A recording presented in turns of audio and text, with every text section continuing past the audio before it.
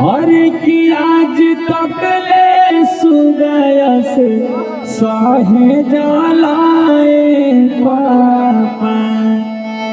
अरे आज तक ले सुगया से सहे जलाए पापा। तक के कन्या दान धीरवाते जलाए पापा। कके कन्या दान धीरवाते जलाए पापा। अरे कके कन्या दान धीरवाते जलाए पापा। तो जितने भी हमारे दर्शक जो देख रहे हैं तो कृपया शांति बना के अभी बैठे रहे हैं। अभी और भी गाना बजाना बहुत बाकी है, तो कृपया शांति बना के बैठे रहे हैं और इधर उधर जाने का नहीं। और अभी हमारे सामने हमारे पास मौजूद है सुपर के ऊपर star stage star Dhananjay Sharma ji और उधर रील स्टार एल्बम स्टार खुशी कक्कर जी। तो आप लोग इसी तरह से शांति बना के बैठे रहे, चलेगा ही।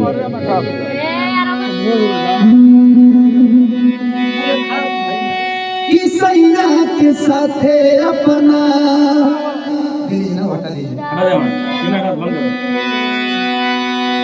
कि सैया के साथे अपना हो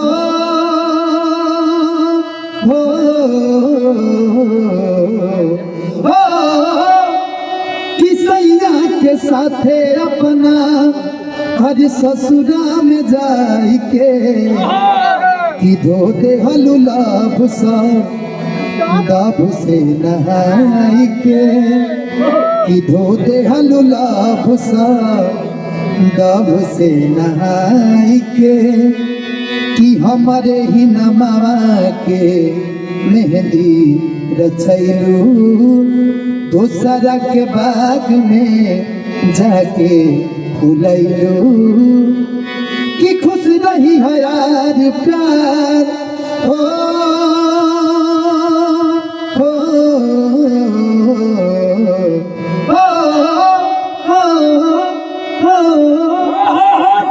कि खुश रही है यार प्यार हर सजना के पाई के कि धो दे हलुलाभ सा हर डब से नहाई के कि देती है प्यार जवान हर पवन खेसारी कि भूलियो के दीना दुनिया ही सारी कि देती है प्यार जवान विकास खेसारी कि भूलियो के दीना हर दुनिया ही सारी कि भूल गईलू यार प्यार हर सजना के पाई के कि भूल गईलू यार प्यार धनंजय के पाई के अधो दे हलुलाभ सा दब से नहाई के। वाह वाह, तुम क्या खुश है बोलो। तुम आएगा तुम तुम्हारा ही माइनर दीजिए। तो चलते चलते क्या कहना है? क्या कहना है? शुक्रिया चलते चलते कहना है खुशी का करके आवाज में बोली। अजर तो जो हमारा काम नहीं हो अतुरनियन माल हमारा काम नहीं हो। ये धनंजय भाई बोलेंगे मौके में कि जैबी तो जो हमारा काम नहीं हो तोरा नियन माल हमारा काम नहीं हो कि पिया संग सुती है बीतई है दिन राती बीतई है दिन राती कि तोर फटे लगता छाती रे साथी करे तो बराती रे साथी तोर फटे लगता छाती कि हम तार गईली हो सुंदर पार कैली हो अब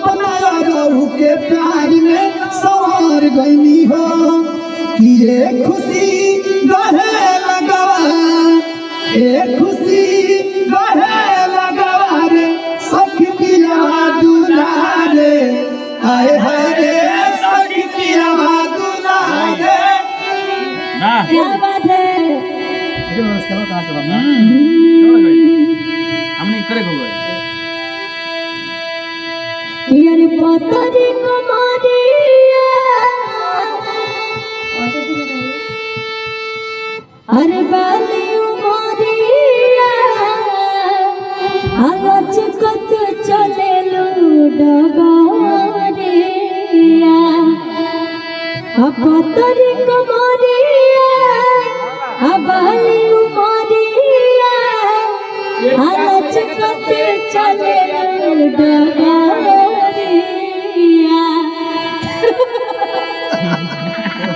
चलो इनाम पढ़ लगा कि सुनो हे रानी तोहरा के देखे हम भइली दीवाना मारे लुतिर छिना जरिया। सुनो हे रानी